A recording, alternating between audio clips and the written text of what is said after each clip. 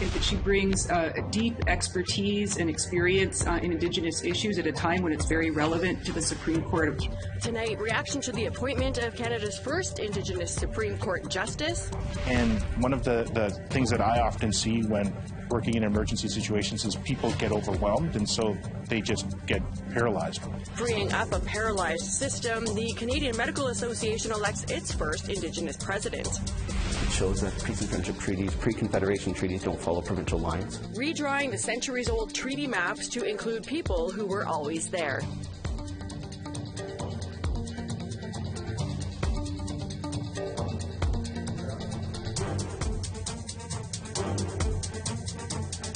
Good evening. Welcome to APTN National News.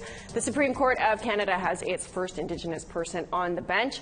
Michelle Thrush takes this very important seat. She is Abenaki from the Odanak First Nation. Here's Fraser Needham with legal scholars to find out what it all means. Obansawin has served as a judge on the Ontario Superior Court of Justice since 2017. She holds a law degree from the University of Ottawa, a Master of Law from Osgoode Hall, and a PhD in law from University of Ottawa. University of Victoria Acting Dean of Law Val Napoleon says Obansawin's nomination strengthens the top court and makes it more inclusive. Well, I think that the breadth of experience that she brings and diversity and perspectives that she brings will make the Supreme Court of Canada a stronger and better institution, because it will be representative of multi-juridical Canada. University of Ottawa Dean of Law Kristen Boone says the legal faculty is ecstatic about Obansawin's nomination. I think that she brings deep expertise and experience in Indigenous issues at a time when it's very relevant to the Supreme Court of Canada. She's fluently bilingual. She was a mother with 2 teenage daughters while she was working on the bench, and she achieved her PhD. So she has a really deep combination of academic expertise as well as expertise in practice and in judging. Odanak First Nation Chief Richard Obansawin also says the community is very honored. She has made her nation very, very proud. You know, education has always been a thing for our community. And for one of our people to make it to that high of a level is amazing. However, Napoleon says even though the nomination is significant, it is still only one step in making Canada's legal system more inclusive of Indigenous perspectives.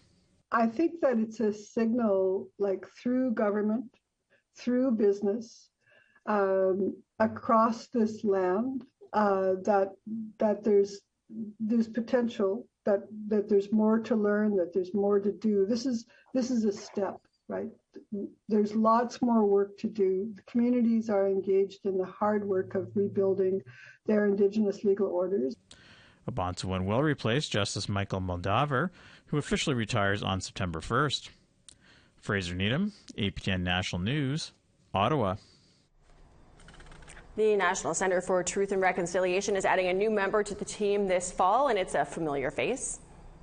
The Honourable Murray Sinclair will be a special advisor and elder in residence. He's Manitoba's first Indigenous justice and the former chief commissioner of the Truth and Reconciliation Commission. In his new role, Sinclair will provide Indigenous law guidance and other expert advice. Sinclair will also assist the University of Manitoba's Faculty of Law and support its ongoing journey in the meeting of the Truth and Reconciliation Commission of Canada's calls to action. Well, it was a tragic weekend on Montreal highways. 2 Inuit women from northern Quebec in the Nunavut region were killed in separate car accidents over the course of 3 days. The 2 women were clients of the Ulivik Health Centre on the west coast of Montreal. On Friday morning around 4 a.m., a woman from the Puvernatuck area was using a wheelchair near the center of a major highway where she was struck by a car. She was hospitalized in critical condition but later died of her injuries. Then early Sunday around 1 a.m., a 26-year-old woman from the Umoyak actually was struck by several cars while she was walking on the highway. She was pronounced dead at the scene. Quebec provincial police are currently investigating the cause of both of those accidents. Well, in Kitimat, BC, the son of a 60s Scoop survivor is fighting for his father's Indian status after his father passed away. Aaron Greycloud says he's frustrated with the process that some families like his are facing with the Canadian government. Lee Wilson reports. And you can see by his facial features, his nose and his mouth, he is visibly Indigenous. Aaron Greycloud II holds up a picture of his grandparents, Barbara Fleming and David Fleming, and states they are Indigenous. He lives in Kitimat, BC, and is fighting to prove his father is a status Indian under the Indian Act. He says it was a lifelong challenge for his father, a 60s Scoop survivor who passed away in 2016. But he filed an application on his father's behalf with Collectiva, who is handling class action settlements for 60s Scoop survivors. I was on Facebook and I was looking at their lawsuit. They had the 60s Scoop lawsuit. I'm like, man, my dad wanted that. But he died before he got that. So I was like, you know what, I'm going to do that for him. This summer, Greycloud received a notice of intent to reject his father's application from Collectiva. Not an official rejection, but giving him 45 days to provide more information. Métis and non-status are currently not eligible for compensation. Greycloud II filed a Freedom of Information request for his father, Aaron Greycloud's adoption records. The province of BC records show his father is Indian and Caucasian. He sent his father's documents to Indigenous Services. They are working on his father's file. An Indigenous Services email shown by Greycloud stated that based on the search of the records provided, it was not possible to identify his father as a person who has been registered as an Indian. Greycloud expressed frustration with the challenge to prove his father was Indigenous after being put in foster care in Vancouver in the mid-1950s. And yet it was so easy for them to write him down as Caucasian and to whitewash him, yet it is so difficult to undo what they have done. Indigenous Services sent APTN an email statement on the requirements and stated they are working with Collectiva. Canada worked closely with the third-party administrator Collectiva to support administration of the 60 Scoop settlement agreement. A key part of the support was to update protocols, processes, and systems related to the registration process, with the understanding that these improvements would benefit all individuals seeking registration under the Indian Act, including those impacted by the 60 Scoop.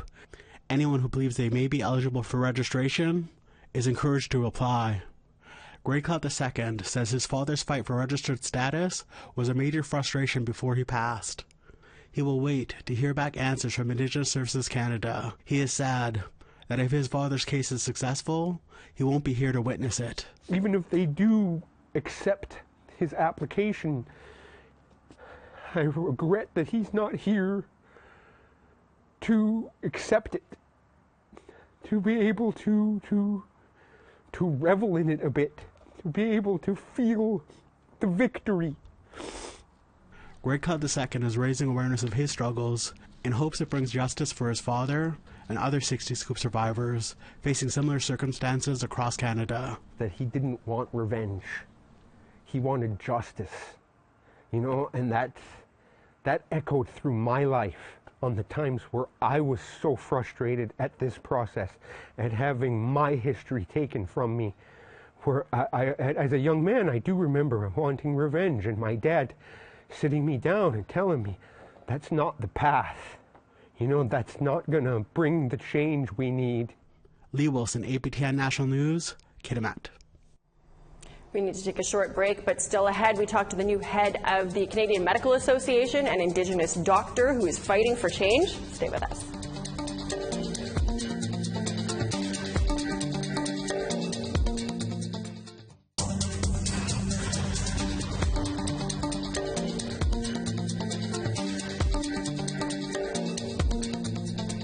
Welcome back. A huge bronze monument commemorating the signing of the Treaty 6 back in 1876 was unveiled at the Alberta Legislature on Sunday. The monument is a replica of the Treaty 6 medallions that were given to signatories back then. The monument's creation took over 4 years to make. It stands at the spot where the Treaty 6 adhesion was signed. By identifying this spot, we are now going to have the opportunity to continue to build on education to the Albertans and other people throughout Canada. Last week, 4 chiefs and the Minister of Crown Indigenous Relations announced changes to the Peace and Friendship Treaties map. It now includes 4 First Nations based in Quebec. The map previously just included signatory First Nations in the Atlantic provinces, but omitted ones based in Quebec. Now the map includes 3 Mi'kmaq First Nations and 1 Maliseet. The Peace and Friendship Treaties were signed between Mi'kmaq, Maliseet, and the Passamaquoddy nations and the Crown back in the 1700s, promising rights to fishing and hunting and gathering without surrendering traditional territories. It shows that peace and friendship treaties, pre-Confederation treaties, don't follow provincial lines, which I think was the first thing that kind of offended me. And how can a provincial line dictate where treaties apply or not? Well, the new head of the Canadian Medical Association starts his term today as the organization's first Indigenous president. At 40 years old, Dr. Alika Lafontaine is also the youngest to lead the CMA. He says he wants to advocate for marginalized voices in healthcare, adding he's proud to be the group's first Indigenous president, but he wonders why it took so long. Lafontaine was asked about attracting more doctors. There's 3 parts. You got to keep the ones that you have. You have to bring people into Canada, to work and give them a pathway to actually work in the system. And the last one is we need to train. The last one, it would have been great to do that years ago, but the reality is we are where we are. Governments just need to start acting now. We have to quit trying to iterate around the edges. And one of the things that I often see when working in emergency situations is people get overwhelmed, and so they just get paralyzed with thinking about what they could do. We just need to start walking forward, doing the things that we know will work, and things will eventually start to fit back together. Lafontaine says he also wants to advocate for a national standard of medicine that will be consistent across all regions. Dr. Lafontaine joins us now. Thank you so much for joining us, Dr. Lafontaine. First things first, where are you from? Who are your people? Tell us a little bit about yourself and how you got into medicine. Yeah, so I currently live, work, and play in Treaty 8 territory in northern Alberta. I practice out of the Grand Prairie Regional Hospital in Grand Prairie.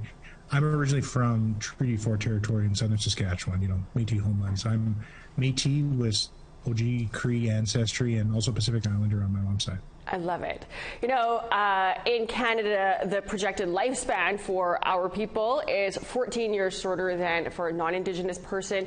A lot of your advocacy up until now has been trying to reduce that gap. Now that you're president, El Presidente, what would be your thoughts? What would you like to see for Canada to achieve equal health care for Indigenous people?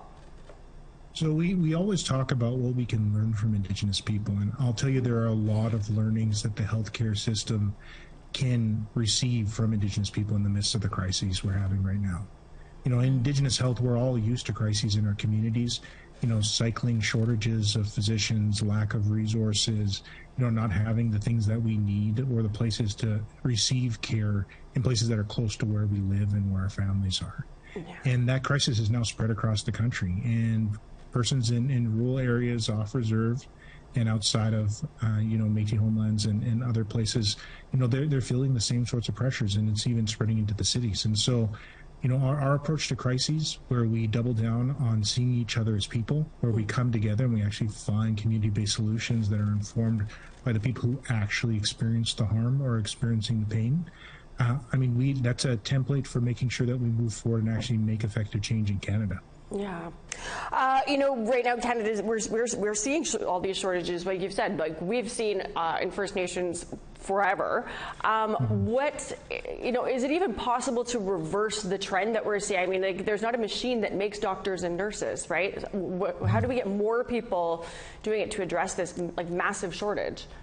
You're 100% right. The best time to train somebody was yesterday, but the second best time is actually today. So we can invest in ensuring that we have more medical students graduate, that we have more people move into family medicine and other specialties, and that they choose places to practice that have the most impact. Other things that we need to consider is how do we remove barriers for folks to be mobile across the country. If you're an Indigenous physician practicing, say, in Anishinaabe Nation territory in Northern Ontario, if you want to provide care in Northern Manitoba, you have to reapply for a license and you have to get registration there. There's just a lot of paperwork that really increases the friction to you providing care to folks who really need it. And removing those barriers could provide a lot of benefit when it comes to appropriate virtual care. Can provide a lot of benefit to people that are willing to move around and follow patients where they live versus asking patients to follow them. Solutions like this are kind of low-hanging fruit that I think are seriously being considered nationally now. What advice do you have for any Indigenous kids out there looking for a career in medicine, whether as a doctor or a nurse? What advice would you have for them?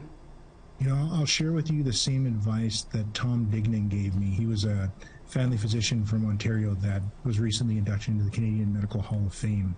He passed away way earlier last year. He told me that you belong here. You know, if there's anything for people to take away from me being the first, is that I cannot be the last. And the only way that that's going to happen is for our youth to realize that they have a place in medicine and other places. And if you reach out to me, I'll support you in your leadership journey. There's lots of us across the country that want to support you.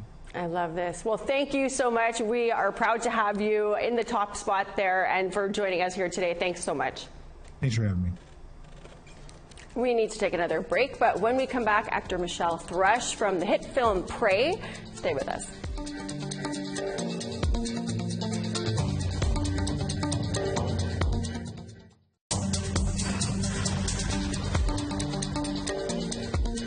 Welcome back. It's time now for our photo of the day. The world's largest teepee, located in Medicine Hat, Alberta. APTN's very own Charmaine Straker was there recently. She sent us this great shot. The teepee is 215 feet tall. If you have a great photo, send it to us by email, share@aptn.ca. Let's take a look now at tomorrow's weather forecast. Starting off on the east coast, we got sunshine at 22 for St. John's, 23 with a chance of showers in Halifax. Happy Valley, Goose Bay, 20 degrees and sunny skies. Coujawak, 16 and lots of sun there. Steady Hills, rain and 20 degrees. Rouen-Noranda, 26 and sunny, same with Val-d'Or. North Bay, 27 and sunshine. Sault Ste. Marie, 26 and sunny skies. Sioux Lookout, a chance of showers, 23 degrees. Kappas Casing, mix of sun and cloud, and 24. Norway House, 20 degrees and sunshine. Pukatawagan, 18 and sunny. 26 with a chance of showers for Winnipeg. Princess Harbor, sunshine at 25. 31 in clouds, maybe some showers there in Regina. Saskatoon, same thing, but you're 30 degrees. 25 and sunny for L'Orange. 16 in sunshine for Stony Rapids. Showers and 28 for Fort Chip, sunshine, and 27 for High Level. 20 in showers for Lethbridge, Edmonton, 26 and sunny. 29 with a chance of showers in Kamloops, 28 and sunny for Quesnel. 20 in showers for Prince Rupert, 28 and sunny for Fort Nelson. Dawson City showers, 20 degrees there. Old Crow, 20 with a mix of sun and cloud. Wati, sunny skies, 19 degrees. Fort Lear, 27 and sunny. Showers and 17 degrees for Fort McPherson Polytech, sunny, 11 degrees. 9 in showers for Baker Lake, New Yacht, 8 and rain. Kenai, 8 and rain for you. Same with you over in Iqaluit and Pangerton.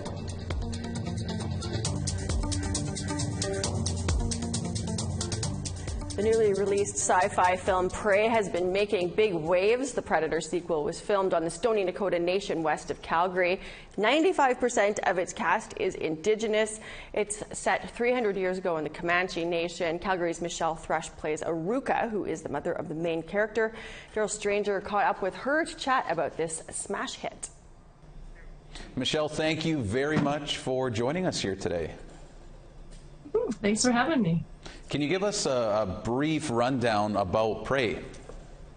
Yeah, Prey is a wonderful film we shot last summer here in Alberta at the Stoney Nakoda Nation. Great cast of Indigenous people, 95% Indigenous cast, I think, which was really cool, and it's part of the Predator franchise, and yeah, it's a great film. Now, you've been in the industry for over 30 years now. How has Indigenous representation changed during your career? When I began acting back, it was before Dances with Wolves, which I consider sort of the big breakthrough that we had as actors. When that happened in, I think, 92, that's when the doors really began to open for Indigenous acting, but it's progressed so much since then even. I can remember, back in the day, putting on generic buckskins and doing our hair, in braids, and and getting these really cheesy lines given, that were written by white people in Hollywood. And now what I'm seeing, which is so beautiful, is Indigenous showrunners, Indigenous producers, Indigenous screenwriters, people picking up awards. We've got Res Dogs happening, Rutherford Falls, Dark Winds, and now Prey, and it's just a super exciting time. And I feel like, there's been a lot of investment by Indigenous actors and artists through the years of being at those tables, talking about diversity and inclusiveness. And now it feels like we're heading into a time of harvest. All the work that we've put into this as artists is now finally beginning to unfold. And we've got amazing productions going on all across Turtle Island. So it's a good time. Michelle, why is it so important to include Indigenous people not only in the cast, but in some of the storylines as well? Well, telling our stories is really important to come from a place of absolute honesty. And this is something that I've talked about in the past also, is you can have a great script and you have, people who are not, let's say, not Indigenous playing those roles, then you've got the conviction is not there, our DNA, we've got these stories in our bodies, in who we are, in our experiences, how we've been brought up and stuff. And there's all types of Native people out there. There's traditional people and the modern Indigenous people. So it's important that we tell stories from all of those different places. There's people on res, off res, status, non-status. We need to continuously explore that, and that's important that we have Indigenous people telling those stories and contributing to the narrative of what it means to be who we are. So to me, that's super important. And on Prey, it was really, we had Indigenous people that were part of the writing, part of the, doing the research about the show, about the Comanche people. And we had an Indigenous Comanche producer on set 24 hours a day, like 24/7. She was there to answer questions about the accuracy of what we were portraying. Now, Michelle, I understand you're currently working on a new film. Are you able to share with us a little bit of what you're currently working on? At this moment, I'm working on a film here in Calgary called The Birds Who Fear Death, with Adam Beach and Simon Baker and Carmen Moore, Tanea Beatty, Glenn Gould, Nathaniel Arcand, Graham Greene. It's a huge stacked cast. And then we've also got Bones of Crows, which we just found out yesterday. It's another film that I'm a part of that Marie Clements wrote and directed. We shot last fall, is premiering at TIFF. So there's lots of amazing stuff going on. And plus, we just finished a series that my daughter was actually a part of too, called Little Bird, that Jen Podemsky produced, that was shot in Winnipeg. So there's just so many things happening. It's an incredible time. All right, well, we certainly look forward to all of those. And Michelle, we will have to leave it there. I want to thank you for taking a few minutes out of your day to speak with us about all of your work. And again, Prey, great movie. Have a great day. Love her, and I have to go get and watch that movie. We're all out of time for your news to kick off the week. We're always thankful that you can join us. Have a great night. We'll see you back here tomorrow.